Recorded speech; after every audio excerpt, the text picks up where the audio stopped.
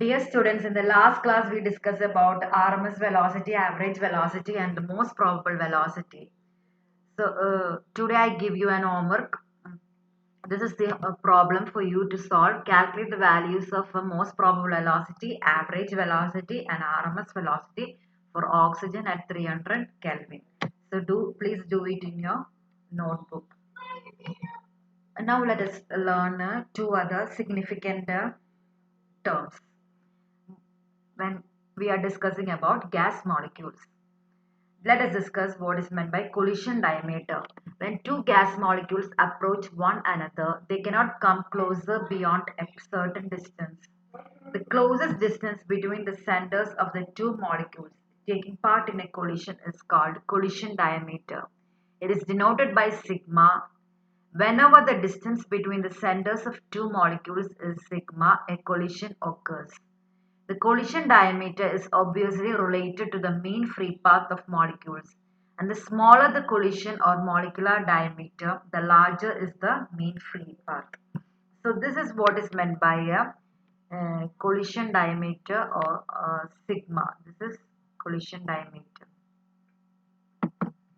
അതായത് രണ്ട് മോളിക്യൂൾസ് കൂട്ടിയിടിക്കാൻ വേണ്ടി തൊട്ടടുത്ത് മുട്ടി വരുമ്പോൾ അവരുടെ രണ്ടുപേരുടെയും സെന്റേഴ്സ് തമ്മിലുള്ള അകലം, ഈ അകലത്തിനെയാണ് നമ്മൾ പറയുന്നത് കൊളിഷൻ ഡയമീറ്റർ എന്ന് പറയുന്നത്. അപ്പൊ കൊളിഷൻ ഡയമീറ്റർ ഒരു പക്ഷെ നിങ്ങൾക്ക് മനസ്സിലായിട്ടുണ്ടാവും. രണ്ട് ബോളുകൾ അടുത്തേക്ക് വന്നിരിക്കുകയാണ്, മോളിക്യൂൾസിനെ ബോളായിട്ട് കരുതിയിരിക്കുകയാണ്, റിജിഡ് ഹാർഡ് സ്പിയേഴ്സ് ആണ്. അപ്പൊ ഇത് കൂടുതൽ അതിനെ കൂട്ടിമുട്ടാൻ പറ്റില്ല, ഇത്രയാണ് കൂട്ടിമുട്ടുക എന്ന് വെച്ചിട്ടുണ്ടെങ്കിൽ ഇങ്ങനെ തൊട്ടിരിക്കുകയാണ്. അപ്പൊ ഇതിന്റെ ഈ സെന്റേഴ്സ് തമ്മിലുള്ള ഒരു അകലത്തിന് നമുക്ക് കൊളിഷൻ ഡയമീറ്റർ എന്ന് പറയാവുന്നതാണ്. That is, kinetic theory treats molecules as hard spheres, and it is assumed that no intermolecular forces exist except at the moment of collision.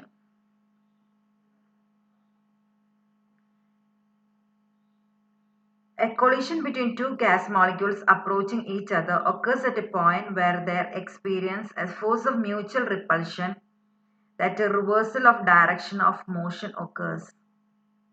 The distance between the centers of two gas molecules at the point of closest approach to each other is called a collision diameter and is denoted by the symbol sigma. Collision diameters of molecules are of the order of actual diameters of molecules. For hydrogen and nitrogen and oxygen, sigma values are respectively 2.74 angstrom, 3.75 angstrom and 3.61 angstrom. Hydrogen ഒരു ചെറിയ molecule ആണ്, അപ്പൊ അതിന്റെ collision diameter കുറവായിരിക്കും.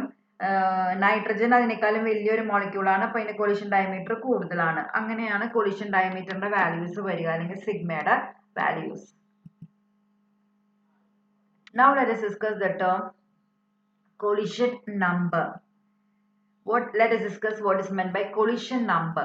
Collision number is the number of collision which a single molecule makes with other molecules in 1 second.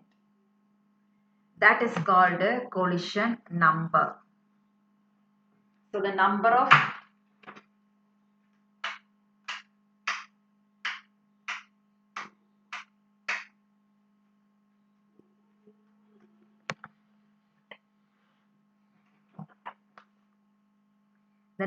of average collisions suffered by a single molecule per unit time per unit volume of a gas is called collision number, and it is usually denoted by the letter capital Z.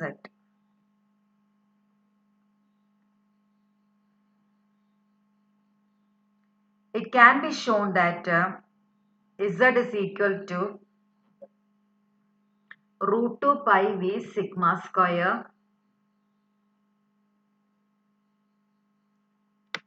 rho, where V is the average velocity, sigma is the molecular diameter. Here N is given. If N is given, it is the number of molecules per centimeter cube. That is the collision number.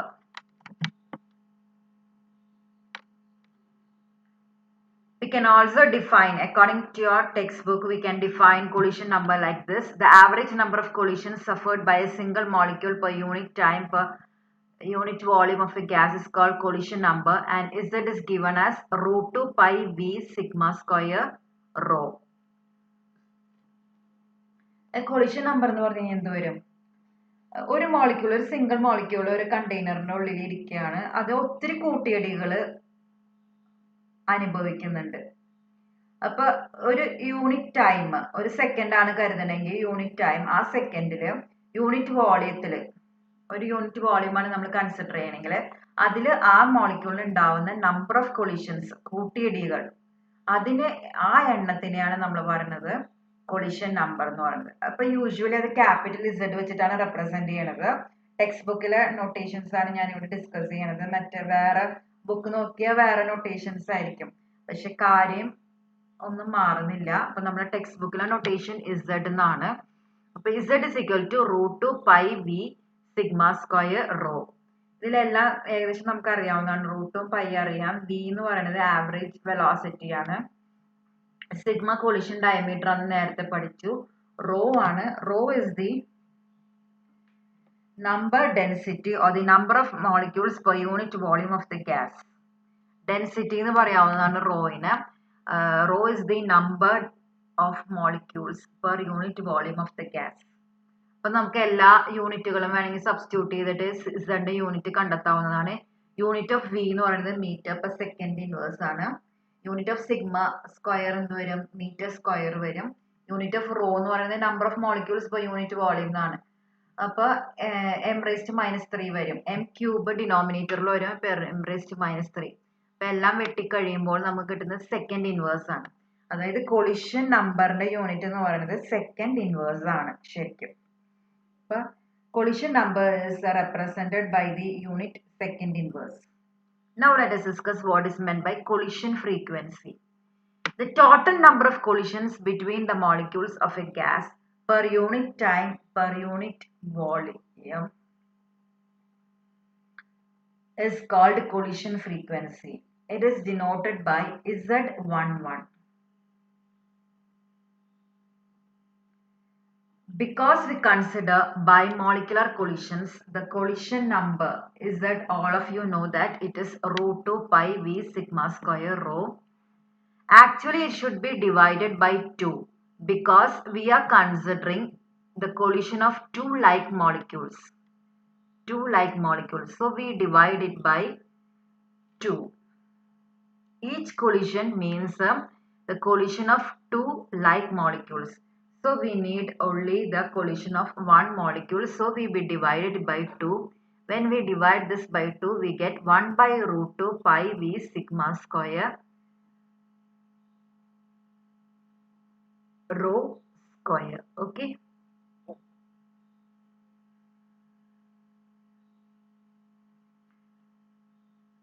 Collision frequency എന്ന് പറഞ്ഞ പുതിയൊരു term ആണ് നമ്മൾ പഠിക്കുന്നത്. Collision frequency എന്ന് പറയുന്നത്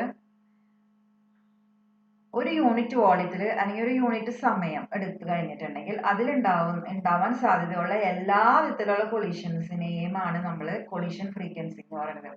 unit volume നമ്മൾ അളന്നെടുക്കുന്നു, പിന്നെ യൂണിറ്റ് ടൈം, ഒരു സെക്കൻഡോ അങ്ങനെ എന്തെങ്കിലും ടൈമോ എടുക്കുന്നു. ആ ടൈമിൽ ആ ഭാഗത്ത് ഉണ്ടാവാൻ സാധ്യതയുള്ള എല്ലാ കൊളിഷനെയും നമ്മൾ കൊളിഷൻ ഫ്രീക്വൻസി എന്ന് വിളിക്കുന്നു. അപ്പൊ സാധാരണ റെപ്രസെന്റ് ചെയ്യുന്ന Z11 ആണ്. 11 റെപ്രസെന്റ് ചെയ്യുന്നത് വെച്ച് കഴിഞ്ഞാൽ ലൈക്ക് മോളിക്യൂൾസ് ആണ്. ഇപ്പൊ ഹൈഡ്രജൻ എന്ന് പറഞ്ഞ ഗ്യാസ് ആണ് നമ്മൾ കൺസിഡർ ചെയ്യുന്നത്. അതിനുള്ള ഹൈഡ്രജൻ മോളിക്യൂൾസ് മാത്രമേ ഉണ്ടാവുള്ളൂ. അപ്പൊ രണ്ട് ഒരേപോലത്തെ മോളിക്യൂൾസ് തമ്മിലുള്ള കൂട്ടിയിടികളാണ് നമ്മളിവിടെ കൺസിഡർ ചെയ്യുന്നത്.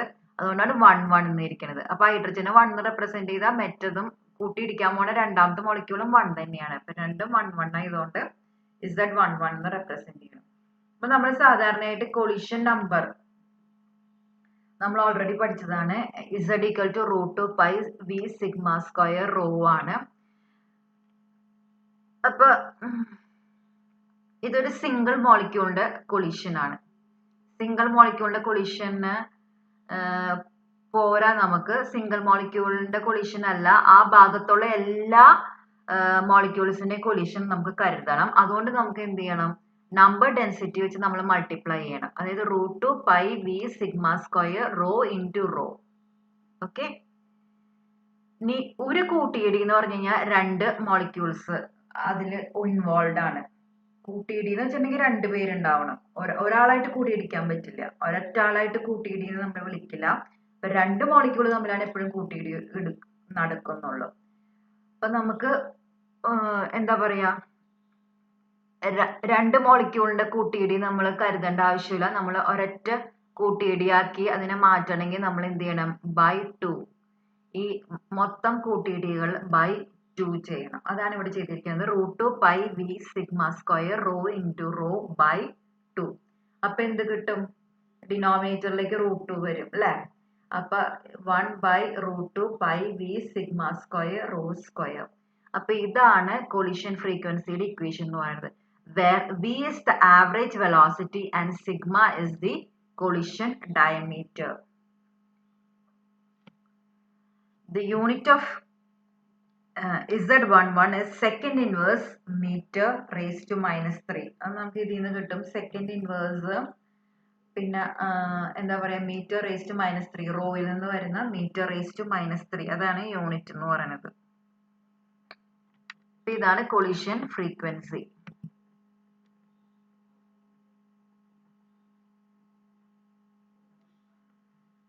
ഇനി നമുക്കറിയാവുന്നതാണ് കൊളിഷൻ ഫ്രീക്വൻസി എന്തിനൊക്കെ ഡിപ്പെൻഡ് ചെയ്യുന്നതാണ് നമ്മളിപ്പോ പഠിച്ചിരിക്കുന്നത്. അത് ഡിപ്പെൻഡ് ചെയ്യണത് വിനെ ഡിപ്പെൻഡ് ചെയ്യുന്നുണ്ട്. കൊളിഷൻ വി എന്താ ആവറേജ് വെലോസിറ്റി, സിഗ്മ എന്താ കൊളിഷൻ ഡയമീറ്റർ, റോ എന്ന് പറയുന്നത് എന്താ നമ്പർ ഡെൻസിറ്റി. ഇത്രയും കാര്യങ്ങള് അത് ഡിപ്പെൻഡ് ചെയ്യുന്നുണ്ട്. അങ്ങനെയാണെങ്കിൽ നമുക്ക് വി എന്താന്ന് നമുക്ക് അറിയാവുന്നതാണ്. വി എന്താ നമ്മൾ ഓൾറെഡി പഠിച്ചതാണ്. ആവറേജ് വെലോസിറ്റിയുടെ ഇക്വേഷൻ എന്ന് പറയുന്നത് √8 RT/πm ആണ്. അത് നമുക്ക് ഇവിടെ സബ്സ്റ്റിറ്റ്യൂട്ട് ചെയ്യാം. നമ്മുടെ വിയുടെ അവിടെ √8 RT/πm.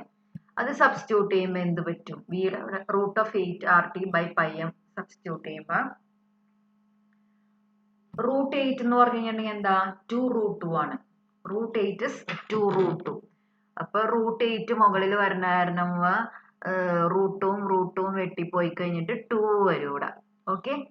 പിന്നെ പൈ ഉണ്ട്. പൈ താഴെയാണ്. പൈ താഴെ മുകളിൽ ഒരു പൈ ഉണ്ട്. ഈ പയ്യും ക്യാൻസൽ ചെയ്ത് പോകുമ്പോ മുകളിൽ √π വരും. അപ്പൊ നമ്മുടെ ഇക്വേഷൻ ഇങ്ങനെയായിട്ട് മാറും.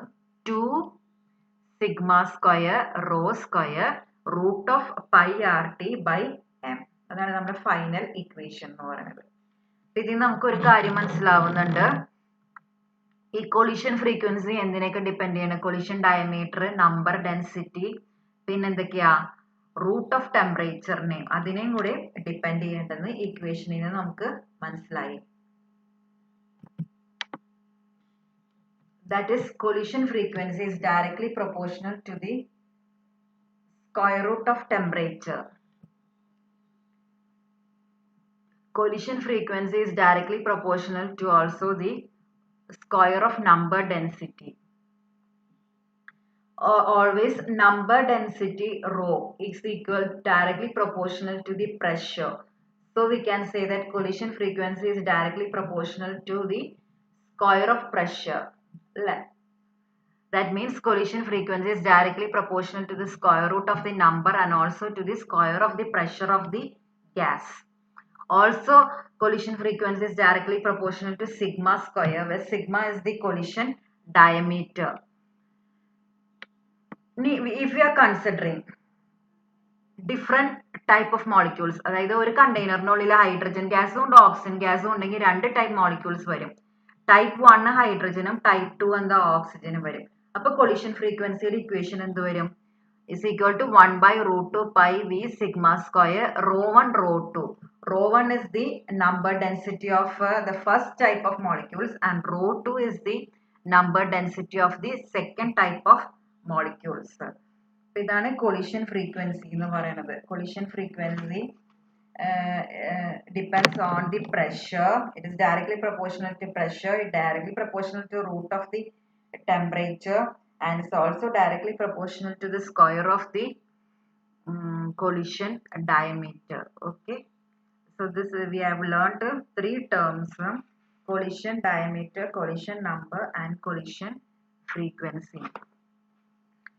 So if you are thorough, you can do a problem, calculate the collision number, collision frequency of oxygen at 298 Kelvin and 1 bar. Given collision diameter of oxygen is 357 picometer or pm. Picometer means the 10 raised to minus 12 meter. So please do this problem as a homework. I will read once more. Calculate the collision number, collision frequency of oxygen at 298 Kelvin and 1 bar. Given collision diameter of oxygen is equal to 357 pm. Okay, thank you. Next class we will learn about mean free path. Thank you.